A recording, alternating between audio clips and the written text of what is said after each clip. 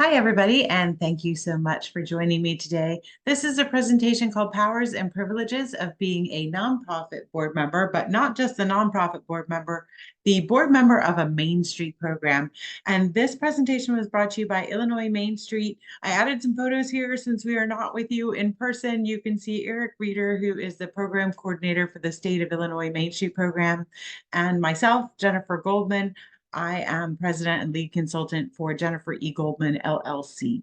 So we're going to go through a few things today. This is going to be about an hour-long presentation. We're talking about best practices for Main Street programs, what roles and responsibilities are like for board members, what relationships look like within the board, but also between board and staff members. And we'll be looking at how to best operate under the Main Street model for maximum effectiveness in your community. And also just a little bit about what is the Main Street process? How did it get started? What does it look like? Because I know that's a really big thing sometimes for new board members to wrap their heads around. At the end of it, you will see my contact information.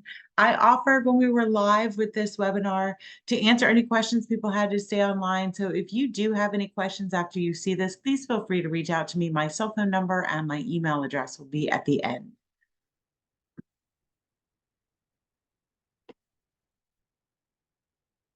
So first, we want to take a look at a little bit of a breakdown of the powers and roles within the board of a nonprofit organization.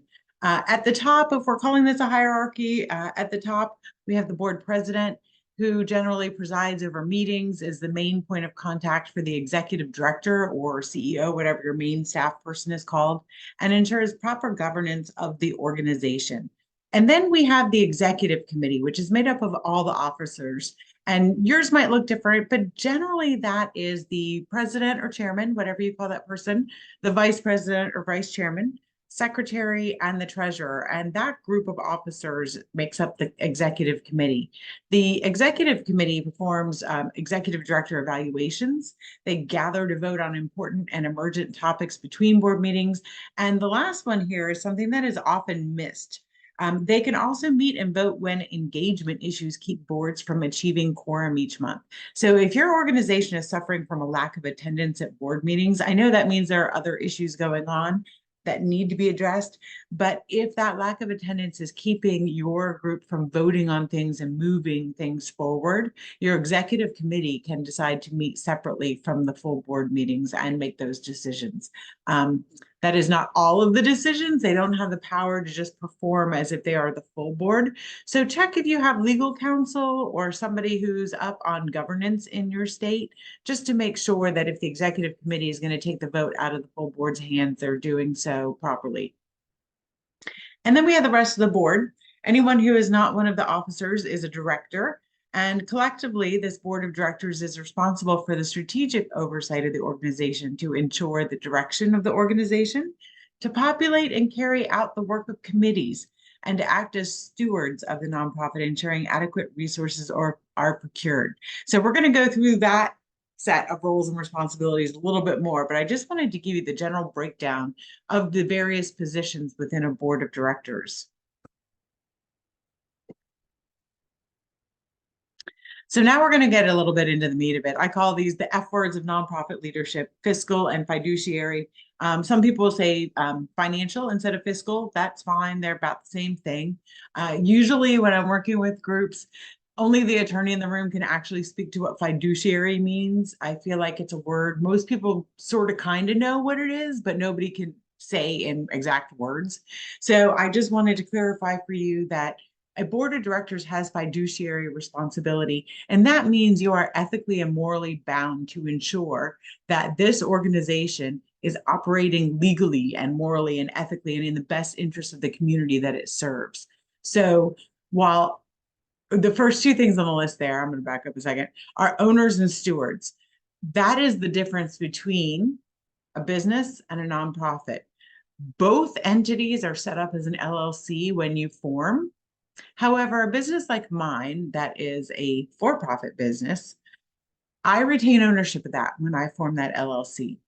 A business like your nonprofit, Once you name a board of directors and you file for your 501c3 and your nonprofit exempt status, you fail to be a business like mine, and nobody owns it any longer. You are now stewards of that organization. So that's why I put that there, just so I remember to explain the difference to you. So as stewards of that organization, it is up to you to oversee organizational direction, to be ambassadors for the organization, going out yelling about how great it is while you're in public and talking about all the things that you're doing and making sure people within your sphere of influence know about this organization and hear good things about it from you. You're also the cheerleaders. You're there to help each other, cheer each other on and make sure programs get done, that more volunteers are coming in, that people are appreciated for the work and the effort that they're doing, including yourself as a volunteer. As a board member, you should be the first to give and lead by example. One of the best examples I have of that was the board chairman that hired me when I was once a Main Street manager. And he was fantastic. He was the chairman of our board, but he was also, or I should say, he was also a town council member. And we had a big annual fundraiser every year that some of the town council members felt they were just entitled to a ticket, that we should want them to be there so they shouldn't have to pay for their ticket. And my chairman was the first person every year to purchase his ticket. And he would immediately walk over to town hall and speak with the mayor, the town manager, and town council members and say, look, this is a fundraiser. We're raising funds for this nonprofit to be sustainable. And yes, we want you there. But as a town council member and chairman of the board, I just purchased my ticket. I didn't ask for it to be given to me. I bought it. And I would like to see you there. Please purchase your tickets. And it was great because as the executive director, it let me off the hook. It meant that nobody should be approaching me for free stuff from our fundraiser and that everybody was expected to pitch in. And that was a really good model to set. So if you can do that with your organization, that it means a lot. I will tell you that it sets the tone for everybody else in your organization and it sets the tone for everybody else in the community that we are a nonprofit group. We are raising funds so that we can be sustainable and create impact in the community. So make sure that message is going out and you're spreading it with your words and your actions. Now, because you're part of a Main Street group, you are also a working board.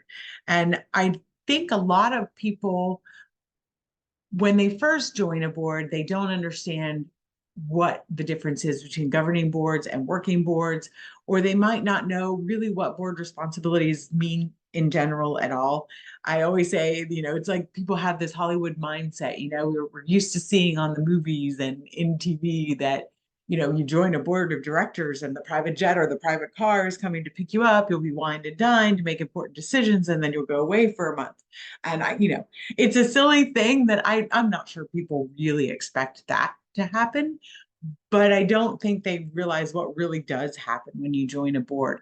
So not only are you stewards of this thing and making sure that it is on track, operating ethically and morally and legally, but you're also a working board, which means that you're not just there to make decisions. You're also there to perform the work of the group.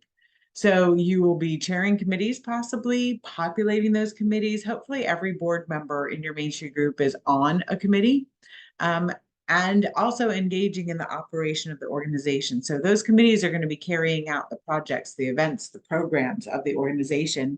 And as a board member, you're expected to be on one of those committees helping to carry out that workload.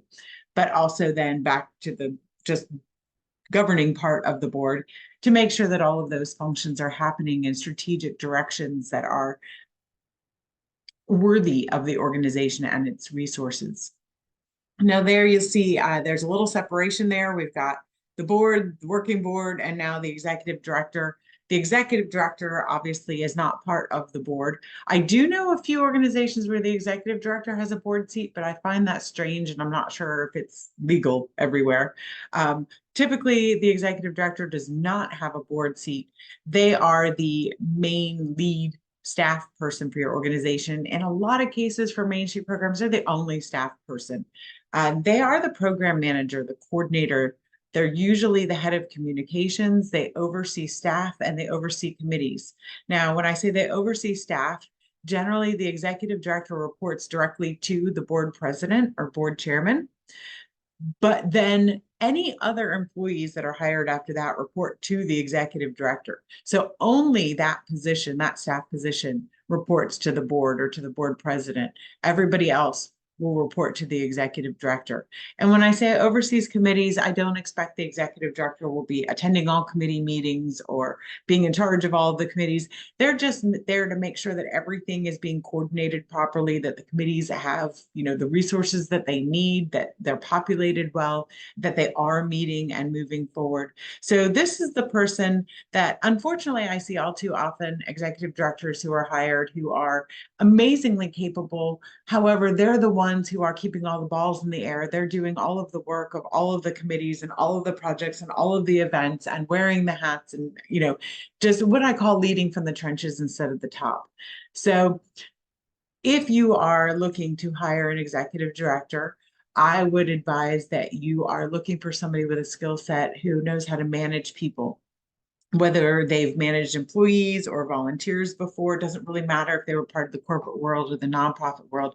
You want someone who knows how to coordinate programs, someone who can manage staff and manage volunteers, somebody who's good with delegating and just making sure that the work is getting done without having to feel the need to do all the work. And I say that not to upset anybody. When I was an executive director, I was one of those keep all the balls in the air, wear all the hats, do all the things, delegate nothing. It's not an effective model of management. If you're looking for this organization to rise in the community, you need someone who's going to pull all of that together effectively, and keeping this, what I call 1,000-mile view in the air, so that they can oversee everything without being mired down in it.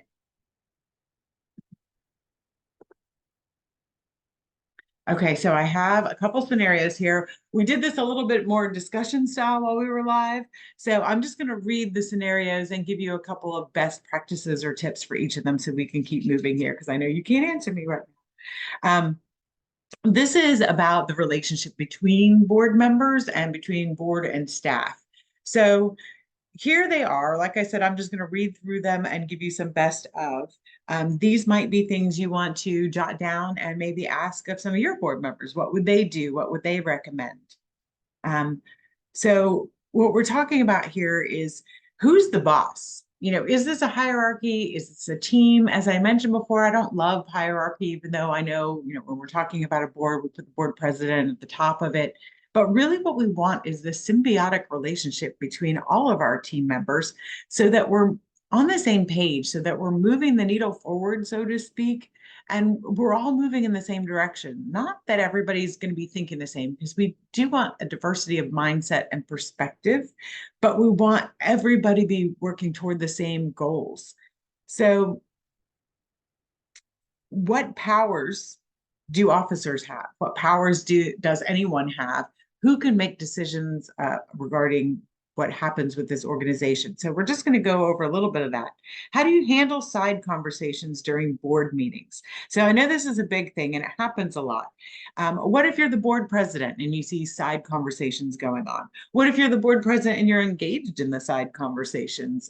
What if you're someone sitting next to somebody who's chatting with someone else during board meetings and you're distracted, you can't hear anything? What would you do? What is a good way to handle that? And so some of the recommendations that I had is, number one, maybe that's a good thing.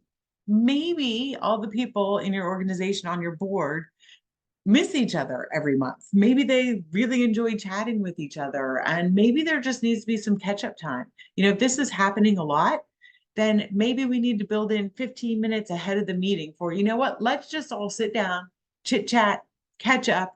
I haven't seen you since last month or since last committee meeting, whatever, and have some social time. Or maybe it's, what, guys, let's just get business done and then we'll go have a happy hour somewhere, or just, sit and chat.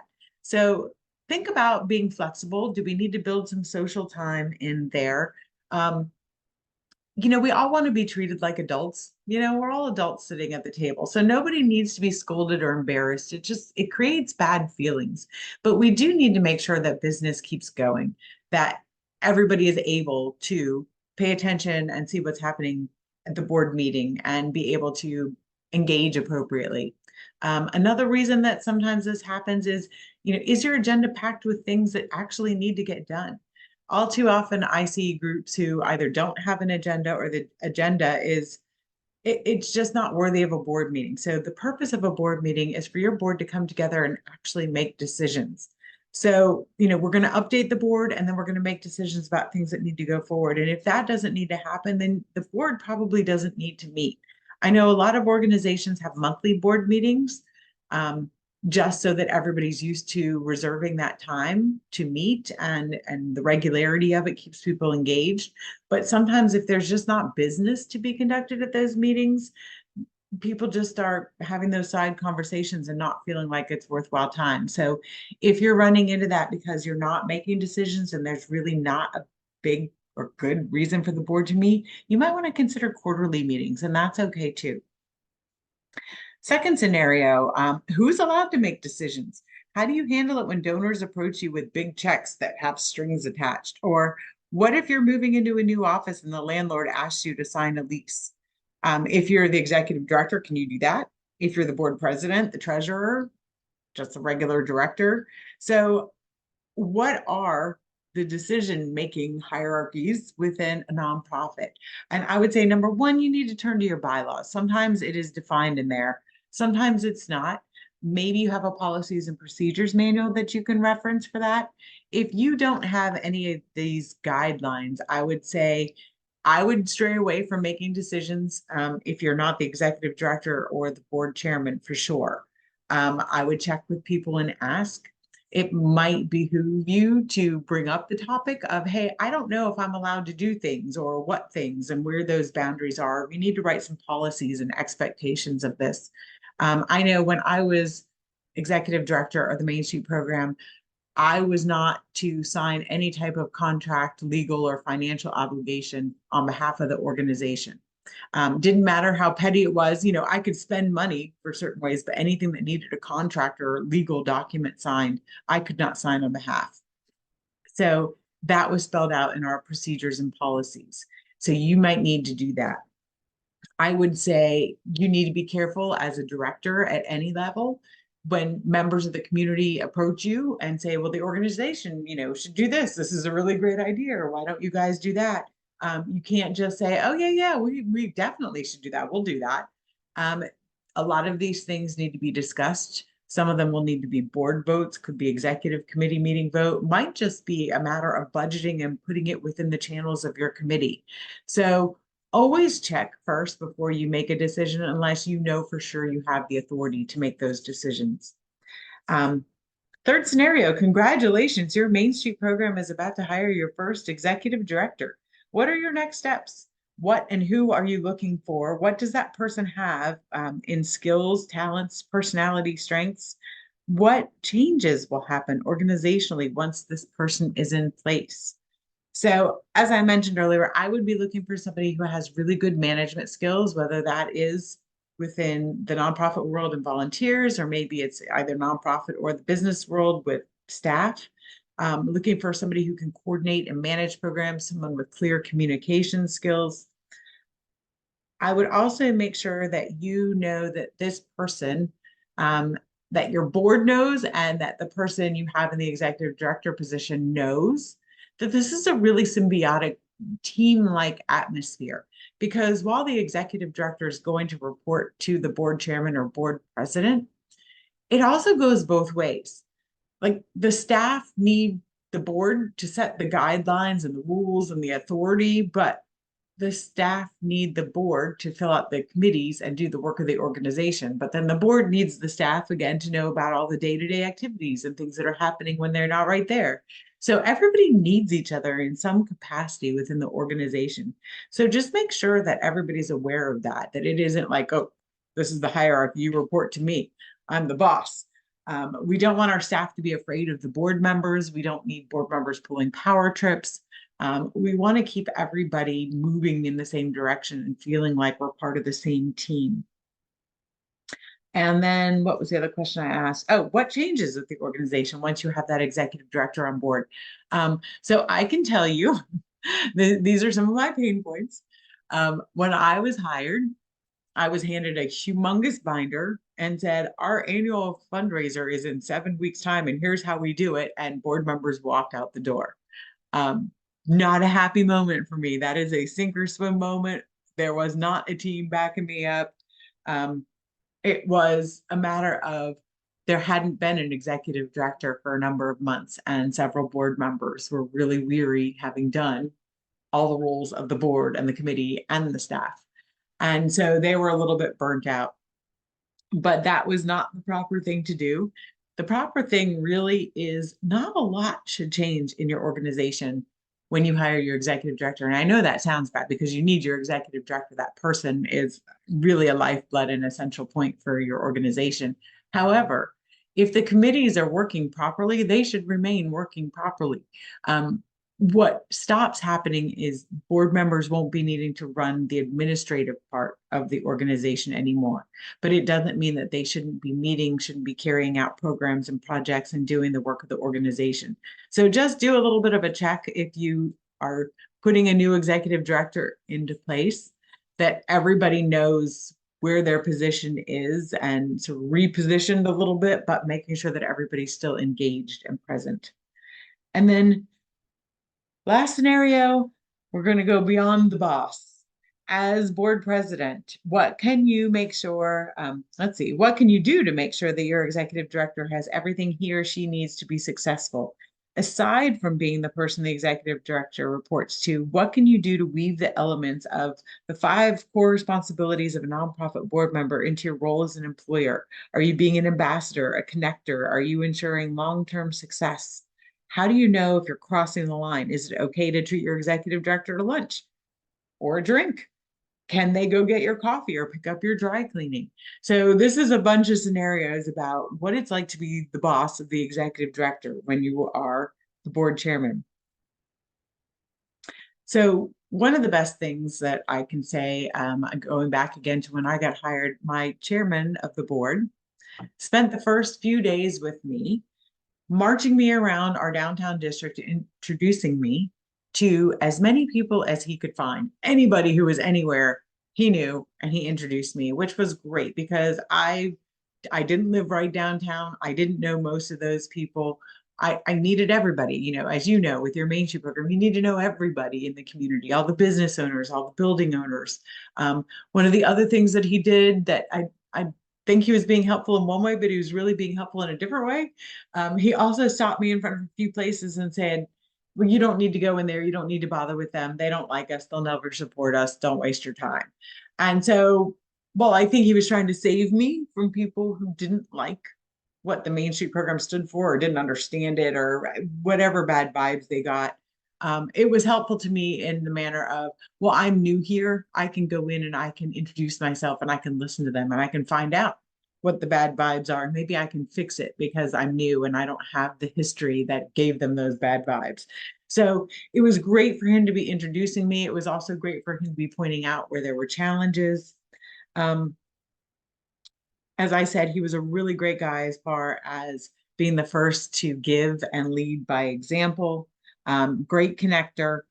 And but are you crossing the line at any point? So this is something that I think is a case by case basis, depending on the relationship that the board chairperson or board president and the executive director have. Where is that appropriateness? Where is it not appropriate? I will say I had a scenario where I had a chairman who called me up one day and said he was stuck in a meeting and, could I go to his house and let his dog out? And his house was downtown. It wasn't far. It was a 2-block walk and it wasn't a big ask, but it just, as an employee, it felt really weird. And one of those like, okay, but if I do this, where's the line then? Are we crossing the line? And, am I going to wind up just being a personal assistant after some time? So I would say stay away from any scenario like that, where it's all of a sudden, is someone going to start feeling weird and iffy? And, if you start going through that in your own head, that's not a situation you want to be in. So don't put people in that position if you can help it. I'm sure you have other people and friends you can call upon when the dog needs to go to the bathroom or you need coffee or you're dry cleaning. I would not ask that of somebody that you technically have authority over. even though we want this to be a team, I would just be mindful of that. And remember that being part of a board is a commitment, and a commitment is a two-way street. So we need to make sure that while we're having and placing all of these expectations on board members, that we're also giving back to them. They should be having expectations of what the organization offers them, not just the other way around.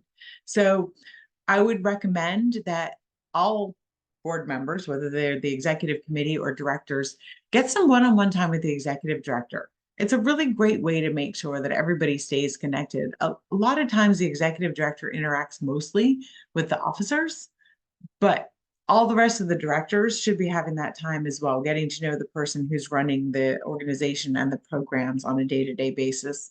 And also pair them with a more experienced board member, especially if they're new. What's it like to be on the board of any organization? What's it like to be on the board of this organization? So make sure that your new board members have that time. It might be important for them to have those one-on-ones before they actually sign up for your board. Maybe there are things that they need to know before they make the commitment. But at the very least, make sure that your members are all being able to have one-on-ones with each other and getting to know each other a little bit better, especially if they're serving on different committees, because then you may only be seeing each other once a month for an hour to make decisions, and you're not really getting to know each other. So make sure you set that up. Giving board members tools and resources to accomplish a goal of theirs, if it's appropriate and mission aligned. And I'm going to pair that with the next one, which is freedom to do something in line with their own passions and skills that benefits the organization.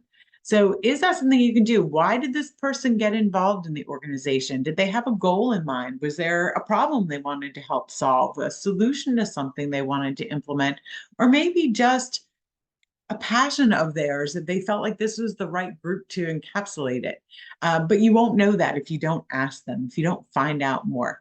The best example I can give you here is actually part of a business project that I did. I was managing a winery, and we had some downtime every now and then, not may be surprised to know at 11 a.m. there's not always a crowd at the door waiting to drink wine. So I and the owner of the winery had a little bit of a temper, especially if you saw people standing around doing nothing. So it was my job to figure out, number one, I already had goals and metrics and things I needed to accomplish with this project. And I had staff members that I needed to figure out what else they could be doing than just serving customers. So what I did was I started getting to know them a little bit better while I was busy doing my job, and implementing systems and doing all of these things. I was also trying to figure out ways to get to know each of these employees a little bit better. I wasn't taking them out. We weren't drinking together, although, it's a winery, so there was some of that. But all on the up and up, just learning about people and learning that there was a woman there who just loved to clean. I don't know why, I don't understand it, but she did. And so one day I just went out and I went hog wild with little petty cash and bought all kinds of tools and sprays and whatever, and hid them in a little cupboard that I knew she would find. And she went to town, happy as could be. And you know what? The winery started looking better. It was a little cleaner. A little dusty, musty corners were getting wiped out. I had one woman who loved gardening. So I sent her to the nursery with some money and said, you buy some things and make the yard look better, because we had a nice little yard in the winery. And she did that. And the winery yard looked more inviting and pretty, and it had things blooming in it after that. I had another person who really loved all equipment systems. Like, I don't even know, because I have no capacity for that. Anytime I could get the label maker to work, I would call him. Or, the computer went down, I would call him, and he would come out of the tasting room and fix it. And it turns out he was a great systems operations manager. Like, all of the equipment, he should be in charge of all of that. If he never poured another glass of wine, it would have been fine as long as he made everything else work.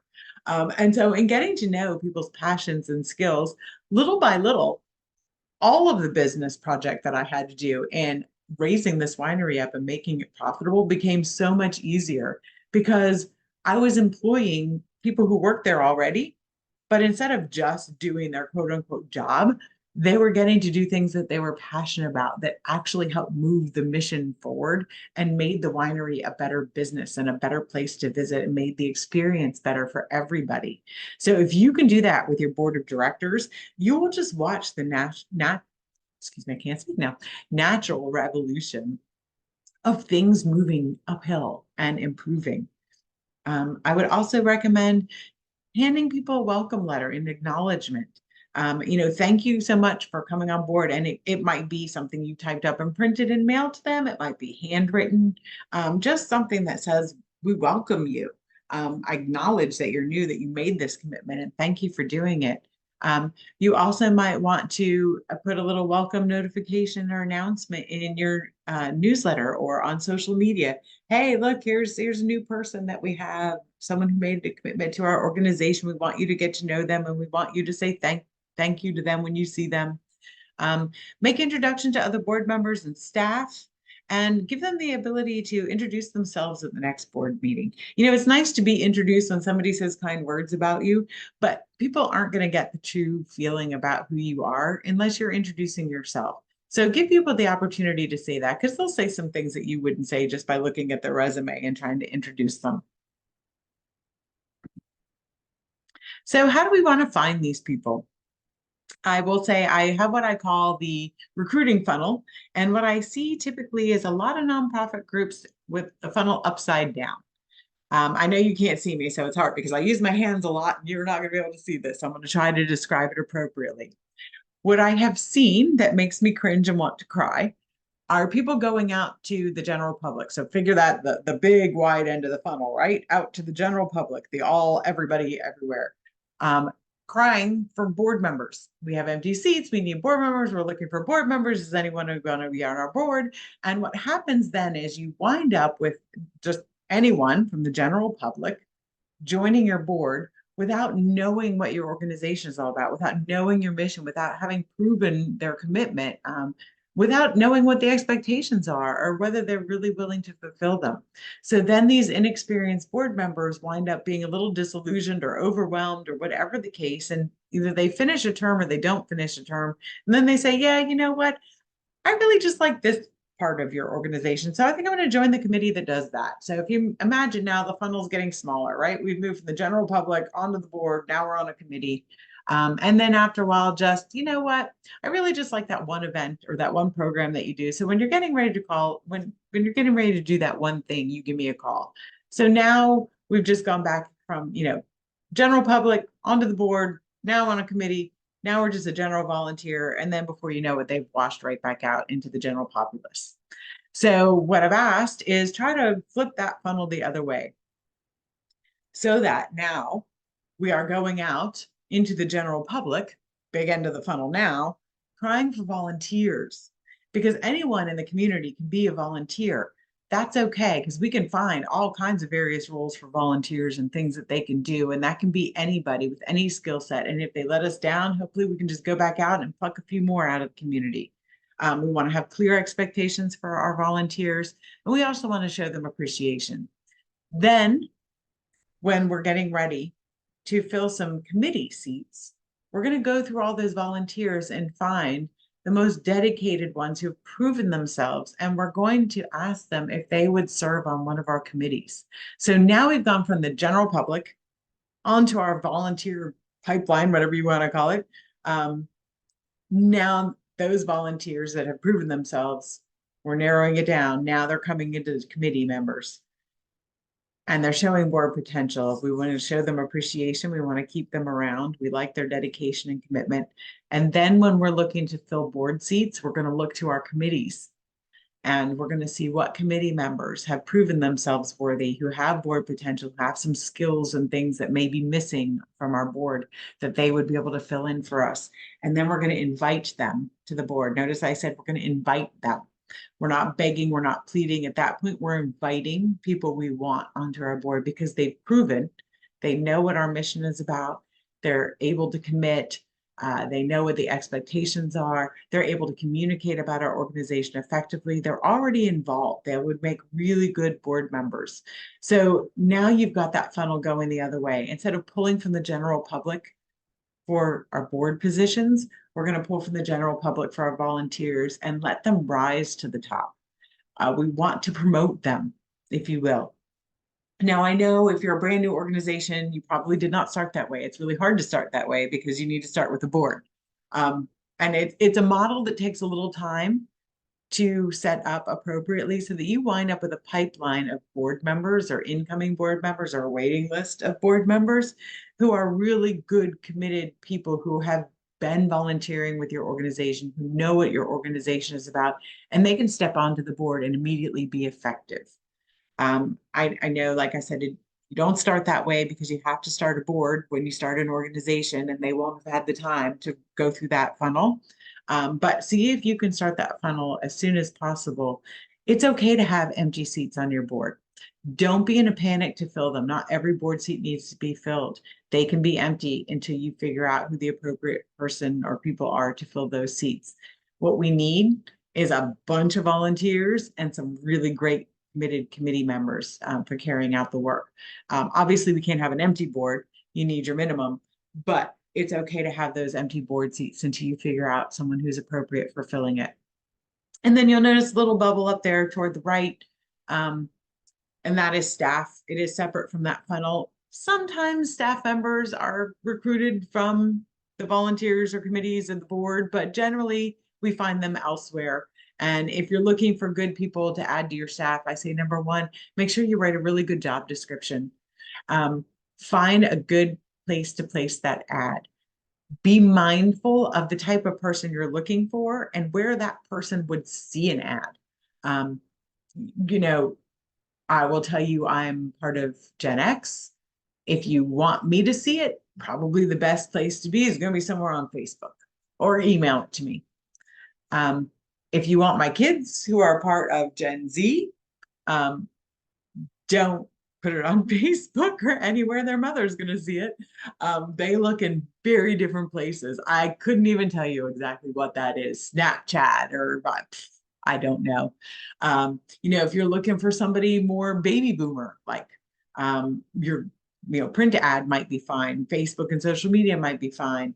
You know, it just depends on who you're looking for. You know, church or community boards might be a good place. Just be mindful, like I said. And it's not, I know I was relating it to generational, but not just generationally.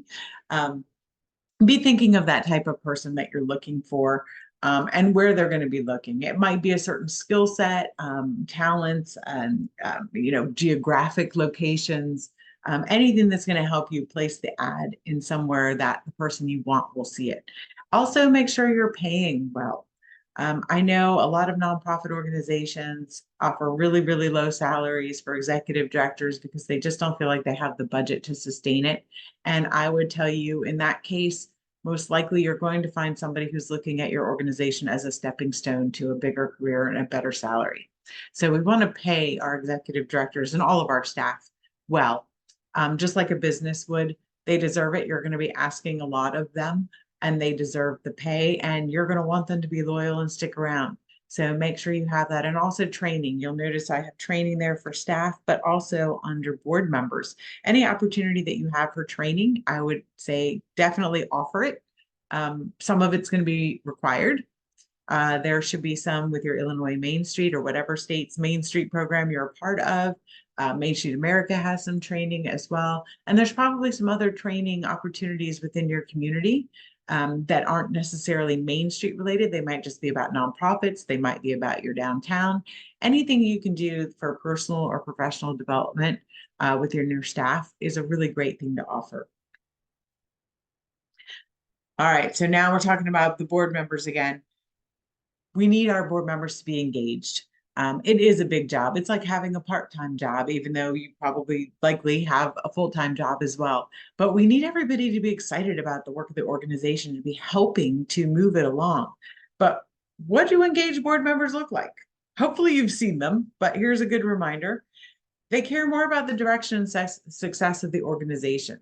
They're not just there to attend board meetings, make some decisions, and go away. They actually care where this organization is going and how well it does. They put in more hours than are required to do a good job. I don't know many groups who say right off the bat, we need our board members to put in X number of hours, but we do need our board members to put in X number of hours. I don't know, your organization is going to have to figure out what X is for you, but it's definitely more than just an hour at a board meeting and an hour at a committee meeting. There's project work to be done. There's events to be attended. There's all kinds of activities that we need our board members engaged in. So even if we were to say, I need you 10 hours a month, engaged board members are going to be willing to put in more than they have to. They look out for the longevity of the organization. They're not just worried about what's happening today while I'm here, but my term is up in 2 years, and after that, who cares? They want to see long-term plans. They want to know that once they're gone, the organization is still doing well. When you pour your heart and soul into something, the last thing you want is to walk away and watch it fall down behind you, right? You want to make sure that it's still standing even after you go. They're proud of the work of the organization and talk about it to others. They go out and they say, hey, I'm part of this organization. I'm a board member here. And have you heard about this organization? They talk about it. It's something that's important to them. And when something is important to you, you talk about it when you're sitting around with your friends or your neighbors or your family members. So look for that and encourage it. They want to share their enthusiasm for the nonprofit and recruit more volunteers and donors. Not just talking about it with people and getting people to know and building awareness for the organization, but actually actively recruiting. They won't be embarrassed about saying, hey, we need more money for this thing. Hey, we need more people to help serve and make this project work. It shouldn't be embarrassing. It shouldn't be a hard ask. It should just be, I believe in this thing, and here are the things that we need. And I want to know if you can help me get that. They show up regularly to meetings, fundraisers, and events. I can tell you, I went to an event at a nonprofit. It was our local fine arts museum over the holidays last year.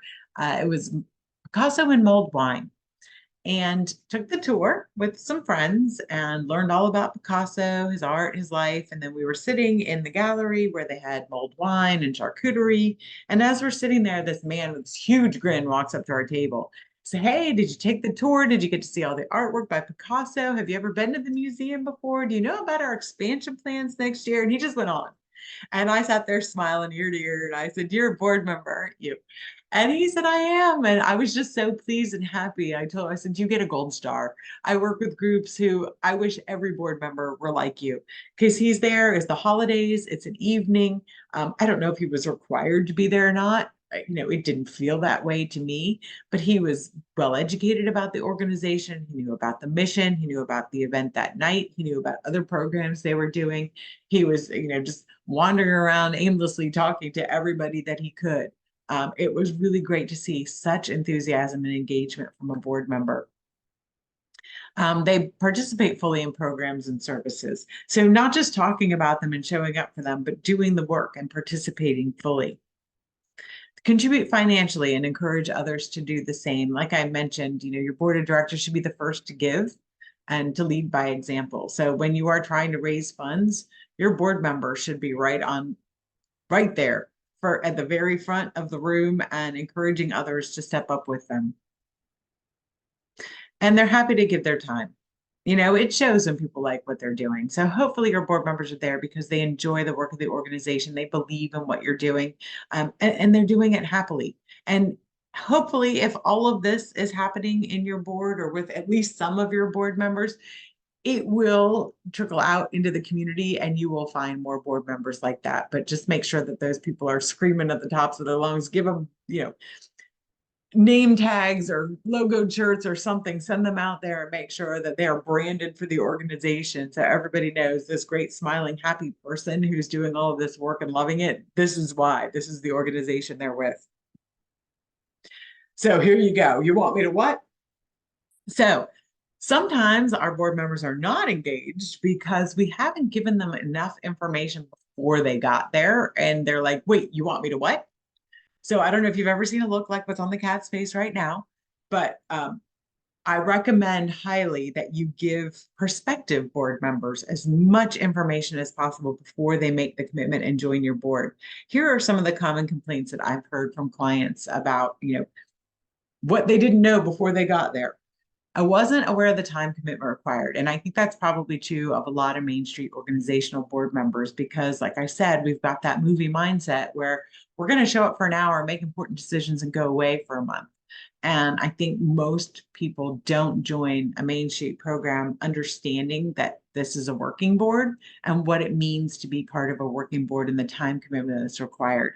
So definitely make sure that you're letting people know what that time commitment is. You may not be able to put a number on it, but you might just say, you know what, on average, our board members put in numbers of hours a month, or you know what, it's pretty light over these couple months, but then the rest of the year, everybody pitches in a lot more heavily. I have a conflict on the day and time the board meetings take place. This is the big snafu I saw a client make where, I mean, it's such a simple thing, but nobody told this person when the board met before they got onto the board. So what happens then? Like you have this brand new board member, but they'll never, ever, ever make it to a board meeting. So do you have a use for them? Do you still want them? Do they still want to be part of this? Make sure that you have a calendar of events or a schedule that you give to prospective board members just so they know. Hopefully at least one of the committees meets at a time they can meet at, but if they can't meet the board meetings, then that's not good, especially if you have an attendance policy for your board meetings. I expected meetings to be more orderly and productive. I think we talked about this a little while ago about when people are out, sort of out in the weeds and having those private conversations. Make sure that you have procedures. You have an agenda. Are you following Robert's rules? We're keeping everybody on track and out of the weeds. I also encourage you to invite applicants to the board or prospective board members to attend a board meeting. Hey, before you come all the way on, before you accept the nomination, why don't you come sit with us at one of the board meetings and just get a feel for the crowd and the dynamics, see what you think. I didn't realize I'd be asked to fundraise. This is the big one in every nonprofit, whether it's a working board or not a working board, Main Street, not a Main Street. People in general don't like asking for money. And for some reason, it feels like I'm begging, I'm embarrassed, I don't want to do that. But it really is, it's part of every organization, any nonprofit that you're with, you should be expected to fundraise for that nonprofit organization. It's just part of it. But now how you do that can be different. Your fundraising might be grant writing. Your fundraising might be appeal letters and some marketing campaigns. We can all have different asks. It's not, I'm going to send you door to door in your neighborhood and go with your hand out. There are definitely various ways of fundraising, and you can work to your strengths. So think about it that way, but do get comfortable with fundraising. It is going to be part of your job as a board member. So now we want to talk about Main Street model, 4-point approach. I know this is a really big thing, especially when you're new. It's a lot to wrap your head around. It's a lot to try to communicate when you're going back out into the community, but it's not as hard as it seems. And once you've seen the model in motion and all of those 4 points are working together, it's a really glorious and beautiful thing. So I hope you can get it. Even if you just get part of it, that's okay. It'll help you work through your Main Street community and talk to community members about it. So here's how it got started. So somewhere it was before 1980, but not too much before. We're looking at main streets that look like this, or downtown communities that look like this. I'm looking at the 2 pictures on the left now. It is empty. You can almost feel the tumbleweeds and the breeze blowing through. You don't see, other than I noticed that I can see the shadow of the guy taking the picture down there in Cairo, Illinois. Otherwise, you don't really see any people. There's a few cars in the top picture in Gary, Indiana, but it's pretty much empty. And when things are empty and they're boarded up, there's not businesses there and people aren't coming downtown to do business, then the buildings start to suffer and crumble. And a lot of the infrastructure and history starts to go away. So somewhere close to 1980, the National Trust for Historic Preservation put together a Main Street program, Main Street model, because they wanted to address this. And you'll see at the same time, while historic districts were looking a little derelict and empty, strip malls and regular malls were really filled. A lot of lights, a lot of neon, a lot of people, a lot of cars. This was how we did our shopping. All of a sudden, all the bypasses and the commercialism out around the towns got to be more popular, more convenient, more, for the masses, I guess, you could say. So the Main Street movement was started to try to address this, not necessarily to take away from malls and strip malls, but just to try to get people back downtown. So what we have here, the model was, and you'll notice this was started by the Trust for Historic Preservation. As I mentioned, when things are empty and nobody's in them and landlords aren't making rent, the history and the building structures start to crumble. And these are our historic downtowns. If you think about it and you go back 200 years, this isn't our downtown. This is just town. There's nothing around it. Our historic downtowns were everything that a town encompassed. There was nothing else other than maybe some houses outside of that district. And so now we have these 200-year-old buildings, older in some cases, newer in some. But when they're empty like this, they start falling down. So we call this an economic-based preservation model. So what we're doing is we're trying to get an interesting mix of businesses, restaurants, and other amenities in our downtowns so that the buildings can be rented so that people are experiencing our downtown. And the tenants in the buildings then will be successful so that landlords are making rent and getting paid so that they can reinvest in their buildings and preserve the history in the town. And same for the town government and the other amenities that are there. The more actively we are participating in our downtowns, the more economic viability our downtown has, the more preservation there is. So this is the model, and you can see now we're at 2024. This is more like what we're dealing with today. It has been working, as you can see. The downtown districts are starting to look better, although I realize I also took a picture where there's really no people and no cars.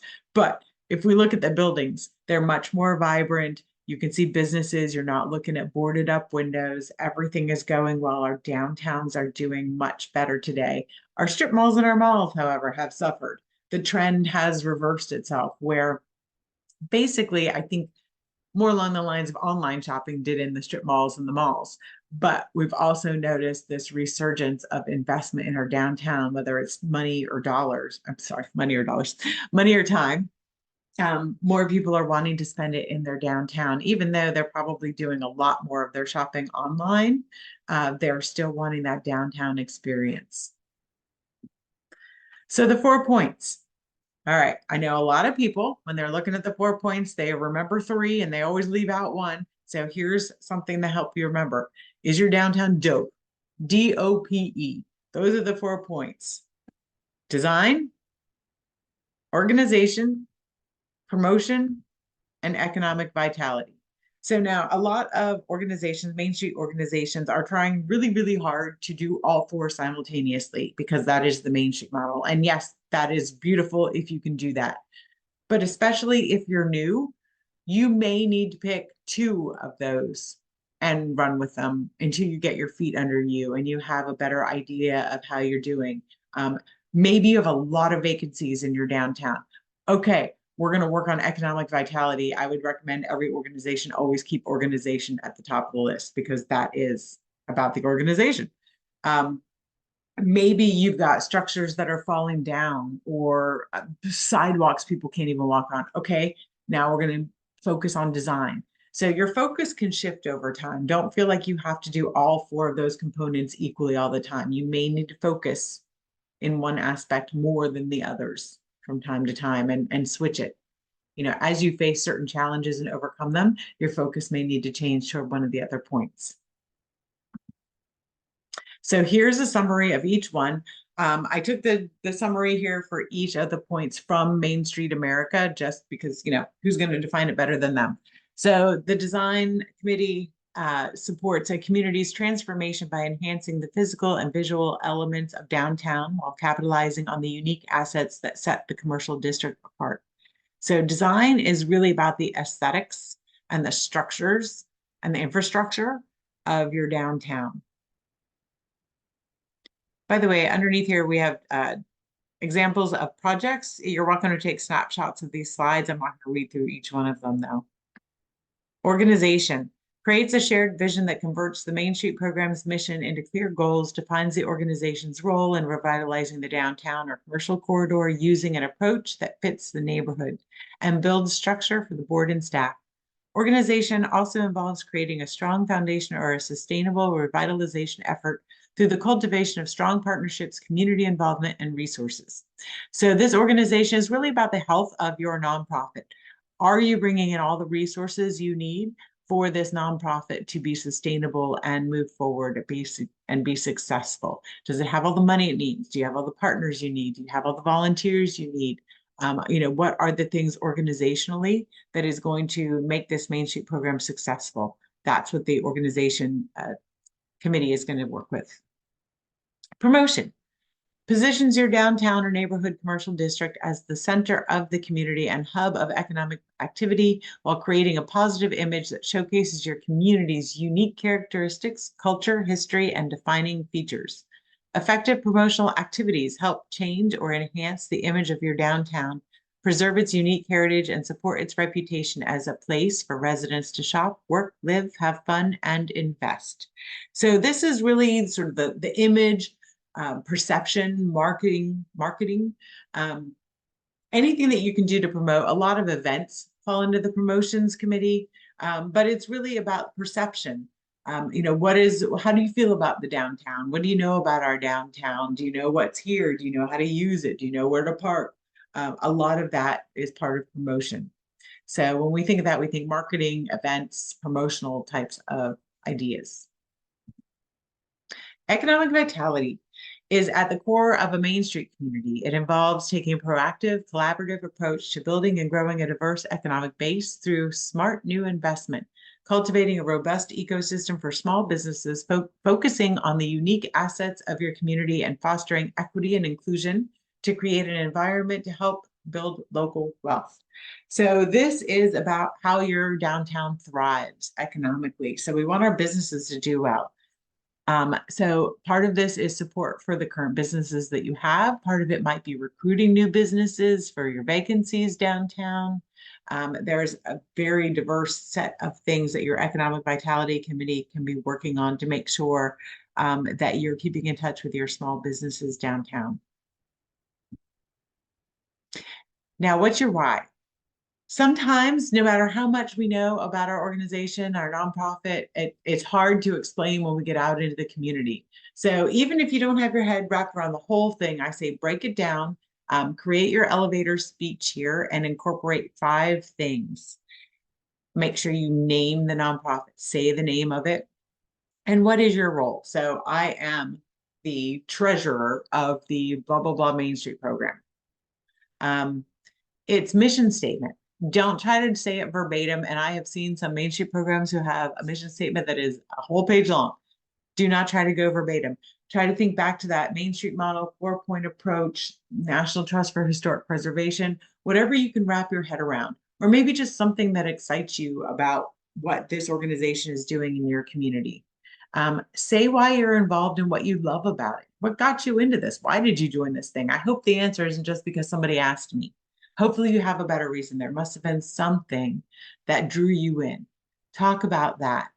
Talk about something the organization is working on or needs right now. Is there an event going on? Are you looking for volunteers? Is there a new project happening? Do you need money? Are there in-kind goods or services that would be handy for someone to donate to the organization? Whatever the organization is doing right now or will be doing soon and things it needs for that thing is a great thing for you to talk about when you're looking in the community. And then ask if that person can help in any way. Do you know someone who could give? Do you know someone who has time? Do you have time? Do you have money? Do you want to be involved? Maybe we're looking for other volunteers, possibly committee members. Make it personal, be emotional about it, make it compelling, and keep it short. As we name these elevator speeches because it's like, how long can that elevator ride be? Are they going to pop out on whatever floor is next and try to take the stairs and get away from us? But definitely make sure it's personal. So I can tell you, when I was the executive director, it sounds different from staff than it does from board members, right? Because it's going to be a little bit more emotional about the why you got involved. If you're a board member, for a staff member, it's typically because, I wanted a paycheck, I needed a job, this was available. But it does hopefully, even as staff, become something that you're just in love with, that you're passionate about. I know my elevator speech when I was with our Main Street program always involved our Christmas event. It was just a beautiful thing that I could see the best of all of our community coming through those doors, even after standing an hour or two a line in the freezing cold to come visit Santa Claus. I would always watch community members come in and be really kind and generous with one another. For some of our community members, that was the only Christmas celebration they were going to have. Our little secret shop where the gifts were $2 and pre-wrapped might be the only gifts they found under the tree. And yet every year, somebody would turn around and give those families money and let them do more shopping.